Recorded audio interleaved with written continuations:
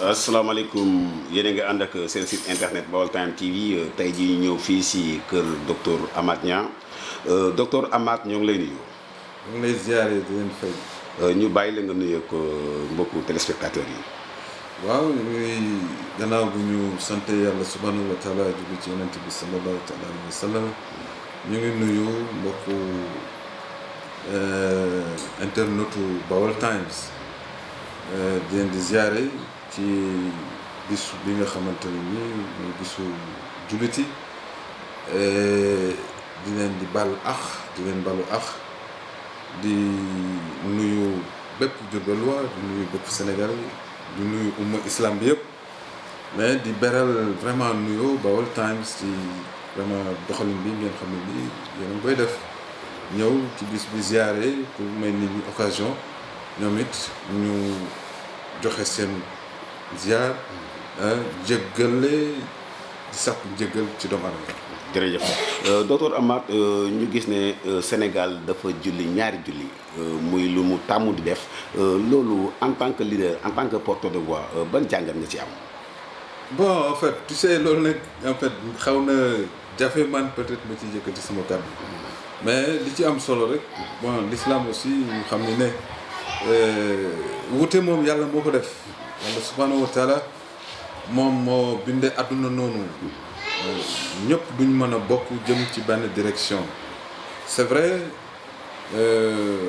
diine sàkku woon nañ tey ku ci nekk ñun ñëpp ñu bokk ko fete ko mais li ci am solo rek mooy dundal sunna bi nga xamante ne war nañu te ku ci nekk ci ñun taxaw ci parce que koo ci demoon tey laaj am na lu mu ko mën a layale boo xamante ni fa la ko teg mais réew mi je pense que war nañu mën a gën a déggoo ci ay kaddu gën a mën a vraiment bokk gis-gis ci lu bari loo xamante ni dinañu wuteel ëllëg notamment ñii julli tey ñii julli suba mais li ci am solo mooy pas-pas bi nga xam ne nii julliti ñu ngi koy doxee parce que damay wax rek ne wute moom yàlla subhanahu wa taala moo ko def parce que dafa ne walaw shaa rabbuka la ja'ala an-naasa ummatan wahidatan wala yazaaluuna muxtalifiina illa man rahima rabb kon wute moom mënta ñàkk quoi il faut que jullit yi lu dul sax lu dem ci cadre l'islam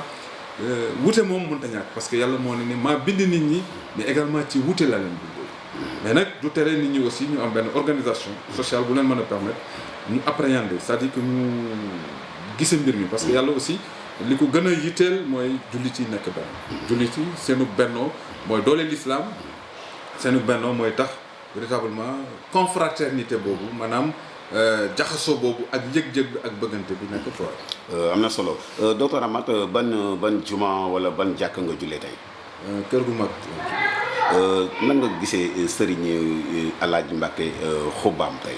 waaw bon xutba bi moom mooy comme ni ñuy wax rek mu nekk nii mooy soñu nit ñi ñu dellu ci diine soñu nit ñi ñu gën a farlu ci seen diine soñu nit ñi également ci jàmm soñu nit ñi ci seen diggante ak seeni morom.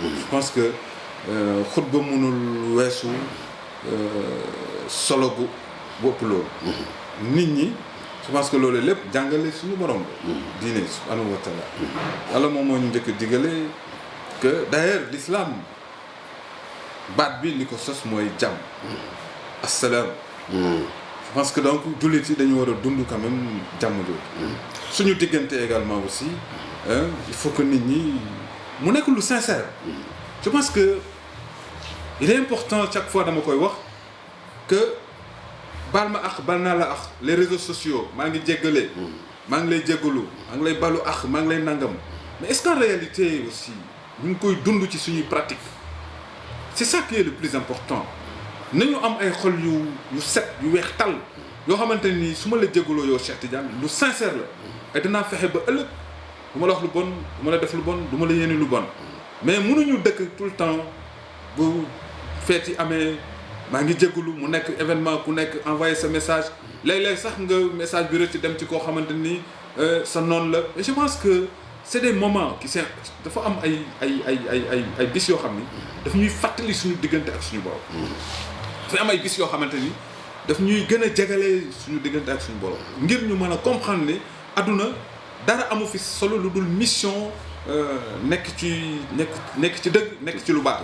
parce que képp koo xam ne tey en tout cas yàlla dogal na nga fab xar nga fab sa paaka jàlle la ko ci baatu xar nga rey ko en tout cas sabal nga yëg nga ni kenn rek ay buur muy subhanahu wa taala parce que li nga tiim bakkan la ni yow. nga fab paaka mën koo jaarale ci moom. je pense que yàlla mi la may loolu am na lu mu lay jàngal pour que nga xam ne donc moom rek mooy buur. moo tax gis nga ku ci nekk rey bi di nga ci li ci ëpp solo mooy li nga koy tàmbali ci bismillahi rahmaani rahim. bismi mooy wa maa uhilla bihi li xayrillah maanaam rey ci lu dul turug suñu borom. kon lan ngay dundal foofu mooy baatu tawxiid. que benn yàlla rek subhanahu wa taala moom mooy ki ne. te moom la ñuy dundal. je pense que loolu tey am na lu muy jàngale également. ci suñu diggante ak yonent yàlla Ismaïl. njàngale goo xamante ni dugg na ci ñett dimension. diggante borom kër ak soxnaam diggante ay waajur ak seen doom. je pense que là aussi nit ñi war nañ ci jànge luy tax société bi jëm ci kanam. muy lu jëm ci kilifteef. muy luy jëm ci nangu ndigal. muy luy jëm ci sincérité. muy luy jëm ci respect des engagements. bis bi loolu war na mën a tax nit ñi ñu inspiré wu ci. parce que yonent yàlla Ismaïl yàlla gis nga subhanahu wa taala boo demee ci suratul Maryam dafay wax yonent bi sallallahu taala alayhi wa sallam wazkur fi kitaabi Ismaïla dafa ne innahu kaana saadiqal wa'di wa kaana rasulan nabiyya wa kaana ya'muru ahlahu bis salati wa zakati wa kaana inda rabbika mardiya. kàddu gu mujj gi lan ngay wax askan wi ak ban ndëbënal ngay joxe. bon li may wax askan wi ma di leen balu ak di leen baal ak di wax ni ne ñu ngi jëm également ci jongante boo xamante ni jongante bu am solo la. je pense que bu fekkee ni def nañ ko ci cadre démocratie ci cadre sénégalais bu nekk am sañu tànn nga bëgg am ci moom yaakaar ne vraiment moom moo ki gën ci réew mi je pense que coow war na mën na bañ a am mais di ci appeler ku ci nekk ci ñun nga am beaucoup plus sens de responsabilité le sens républicain xam également aussi que ay génération aussi et ñoom ñooy wutuwaat Sénégal li tubaab di wax rek les hommes passent et les institutions demeurent. c'est-à-dire que le Sénégal moom ala kulli aal dafay nekk Sénégal donc génération bu mënti ñëw wala équipe bu mënti ñëw aussi dina dem bàyyi fi beneen équipe li ci ëpp solo nag mooy équipe bu ci nekk aussi nga bàyyi fi également loo xamante ni ndono la loo xamante ni également beneen ku ciy jotaati bu nekk jafe-jafe mais li may wax rek mooy am réew nag aussi dafa am ci ay fondamentaux yoo xamante ni faaw mu taxaw ci man damay wax ni ne ay homo complexe di ko wax parce que souvent léeg-léeg dañuy dégg nit ñi su nit waxee ñu ne way bu waxee dafay wax ne yàlla alxuraan nee na et je pense que tey lépp la preuve est là. lépp day dellu si waat ci diine quoi. bien lépp day dellu si waat ci ngëm-ngëm lépp dafay dellu si waat ci pas-pas. je pense que yàlla subhanahu wa taala digal nañu ba tey que ñu nekk réew ñu nekk askan. boo xamante ni dafa tegu. koonu qawaamiina bil qist shuhadaa lillah walaw ala anfusikum awil walidayni wal aqrabin wa in yakun ghaniyan aw faqiran fallahu awla bikum. yàlla subhanahu wa taala na ngeen nekk un peuple assujetti au principe du droit. Sénégal il faut que kooku ñu ko war a comprendre. je pense que waruñ ci lablabe. dañu war a dem ci équitabilité yi ak respect des principes de droit. loolu mooy indi stabilité dans un pays. boo demee ci kanam également yàlla subhanahu wa taala daf ñuy leeral nañ ni maa ngi leen di digal inna allaha ya'murukum an tu'addu amanati ila ahliha wa idha hakamtum bayna an-nas an tahkumu bil adl. maanaam donc le principe du droit c'est quelque chose de fondamental yàlla di ñu jàngalaan ne ihdilu huwa aqrabu lit taqwa. nit maanu dëgg dafa jege ragal donc ce peuple là. j'en appelle quand même à beaucoup plus de responsabilité képp kuy dirigeant nga mën a copier quand même ci valeurs yooyu mën a copier également ci loolu nga xamante ni c'est des principes yonent bi sallallahu alayhi wa sallam dund ko incarné ko. je pense que lu dul lii leneen li ay naxe lay doon. et donc il est de notre devoir ñun ñëpp képp kuy leader nga jéem a gëm ni ne ci lii nga war a dox pour que réew mi mën a jëm ci kanam. réew mi suñu réew la man Amath yàgg-yàgg danaa fi jóge ba fi Sénégal. keneen dana fi jóge ba Sénégal. donc on comprendre que muy tey muy ëllëg ku ci nekk ci ñun wa ma ja'alnahum jasadan wa hum xaalidun yàlla bindul benn bakkan benn jëmm joo xamante ni daf koy saxal ci kaw suuf amul. kon ñun ñëppay dem. maintenant li ci des mooy suñuy jëf yu baax moom moo fiy des wa baqiyatullahi xayrun lakum in kuntum mu'minin li fiy des ci lu baax mooy li ñuy nekk nii. je pense que de ce point de vue il faut que Sénégal ñu amaat vraiment ñu taxawaat quoi.